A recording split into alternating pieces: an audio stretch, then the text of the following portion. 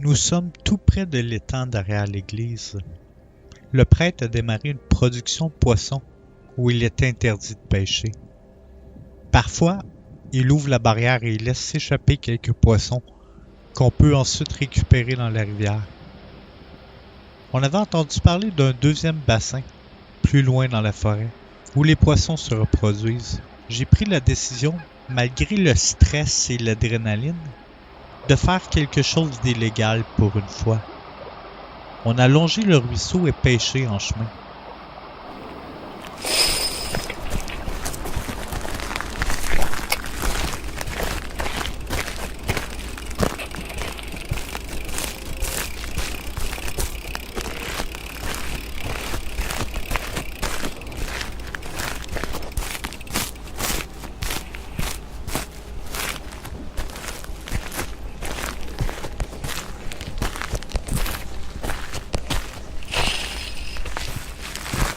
Nous avons récupéré pas mal plus de truites que d'habitude.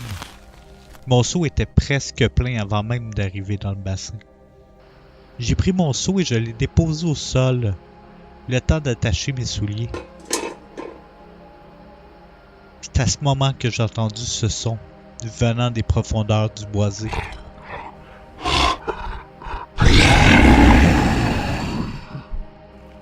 Le bruit m'a vraiment surpris. J'ai regardé partout autour de moi, surtout en direction de mon ami Dom, voir si c'était lui qui avait organisé le tout pour me faire peur. Mais il semble plus terrifié que moi. Le son vient de loin, alors on a décidé de retourner à la maison vider notre seau et revenir après dîner. On a congelé le tout pour garder les bêtes fraîches. J'ai pris mon ensemble complet cette fois. Une meilleure canne à pêche, un chapeau brun avec des hameçons au bout et une nouvelle arme de combat sous-marin, un détecteur de chaleur que j'ai piqué à mon cousin. Ça va nous permettre de voir les poissons dans l'eau et de les suivre à la trace. Le dîner nous a retardé, mais ça a valu le coup. Nous avons pris nos vélos cette fois.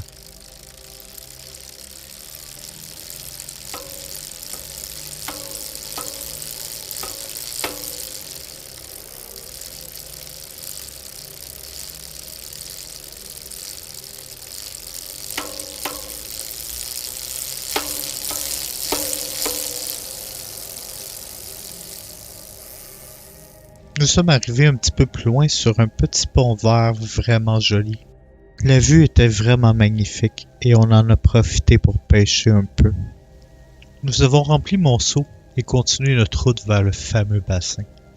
Nous sommes arrivés sur place autour de 6 heures en début de soirée. Nous avons perdu beaucoup trop de temps sur le pont. Nous nous sommes installés sur place et j'ai creusé un trou dans la terre.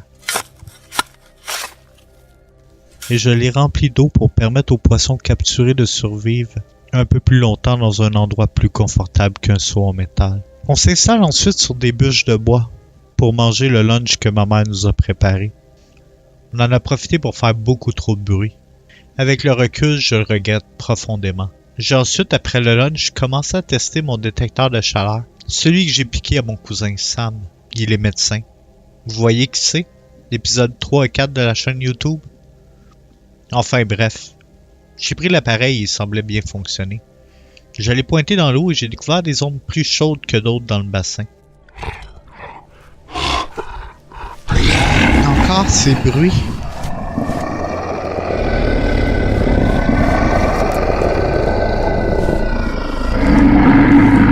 Les monstres sont de retour et en plus grand nombre cette fois. Je pointe mon détecteur de chaleur dans les bois et je vois plusieurs zones rouges sur l'appareil. Des formes se déplacent et viennent dans notre direction.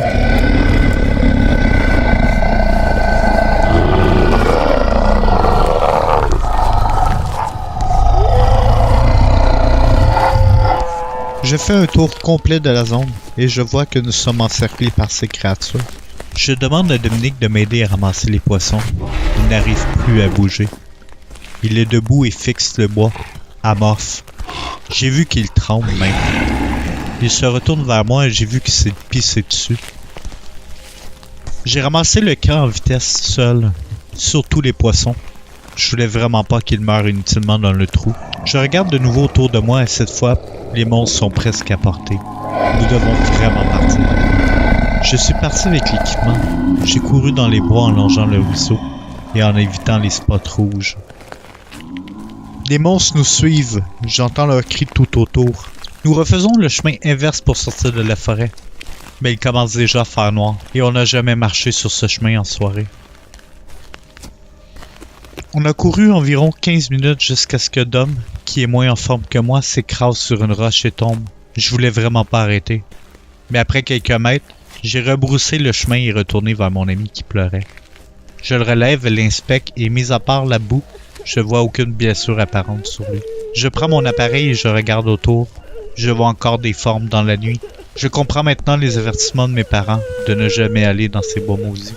Je regarde derrière moi et je vois des yeux rouges dans les bois qui nous observent dans la pénombre du crépuscule. Je crie d'étale en courant comme une petite fille, suivie de mon ami qui boite un peu. Je retraverse le pont en tôle. J'attends Dom de l'autre côté. En l'entendant, j'observe de nouveau la machine. Je vois quelques formes rouges différentes que j'arrive pas à reconnaître. Je peux pas vous dire si c'est les monstres ou une autre créature qui nous hante et qui nous suit dans la nuit. Dom n'arrive plus à avancer et est en sueur, trempé par la sueur même. Je crois pas qu'il pourrait courir encore 20 ou 30 minutes dans les bois. Je me rappelle alors de la cabane des chasseurs, située en hauteur dans la forêt, pas très loin de nous. J'en parle à Dom et il veut absolument y retourner. J'ai alors marché vers la cabane d'observation et nous nous sommes reposés sur place quelques heures. La machine n'indique aucun monstre à proximité lorsque je l'ai rallumée. On a continué notre chemin, tranquillement, et nous avons finalement sorti du bois et retrouvé nos vélos. Dom veut dormir chez moi. Il a trop peur de retourner seul chez lui en vélo. On a eu peur, mais on est rentré sain et sauf chez moi. On a vu chez moi un monstre encore pire que ceux aperçus dans les bois. Quelque chose d'immense, d'horrible et d'affreusement laide. Une grosse dame, ma grand-mère, venue au départ pour garder ma petite sœur. La table est pleine de farine, d'artères et d'écailles de poisson.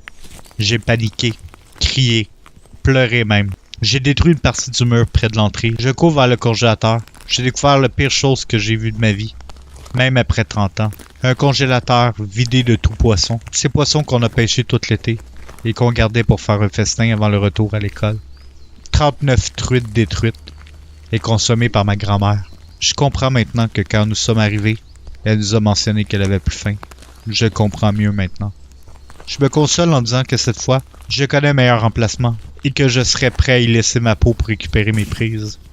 Je me console en me disant que cette fois, je connais un meilleur endroit et que je serai prêt à y laisser ma peau pour récupérer mes prises. Quitte à ce que ça prenne tout l'été.